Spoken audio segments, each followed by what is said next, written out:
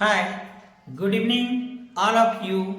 तो आज हम लोग क्लास 10 के रासायनिक अभिक्रिया के बारे में पढ़ेंगे, जिसमें आप लोगों को लिखा हुआ टॉपिक दिखता होगा।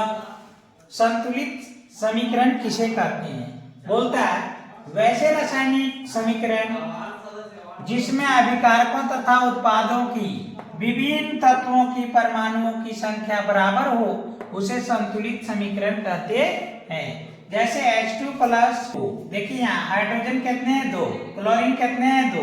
तो यहाँ क्या है? 2 से इसको मल्टीप्लाई कर देंगे तो दोनों बराबर हो जाएगा। दूसरा टॉपिक है असंतुलित समीकरण, यानी कि कंकाली समीकरण किसे कहते हैं? वैसे रासायनिक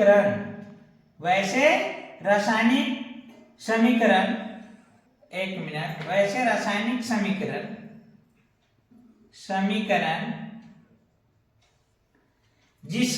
जिससे केवल ढांचा के रूप में लिखा जाता है उसे हम लोग क्या कहेंगे?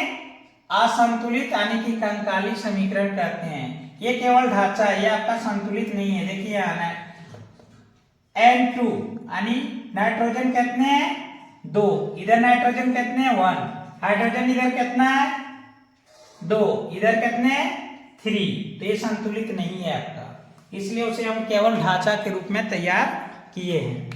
आगे देखिए, अब अगला हम लोगों को टॉपिक पढ़ना है कि रासायनिक समीकरण को संतुलित करना क्यों आवश्यक है। चलिए तो लिखेंगे हम लोग आंसर कि रासायनिक समीकरण को संतुलित करना इसलिए आवश्यक है क्योंकि द्रव्यमान संरक्षण का नियम के अनुसार किसी भी रासायनिक अभिक्रिया में द्रव्यमान का ना तो निर्माण होता है और ना ही विनाश। इसके अनुसार दोनों तरफ परमाणु द्रव्यमान समान होना चाहिए ताकि वह संतुलित हो सके।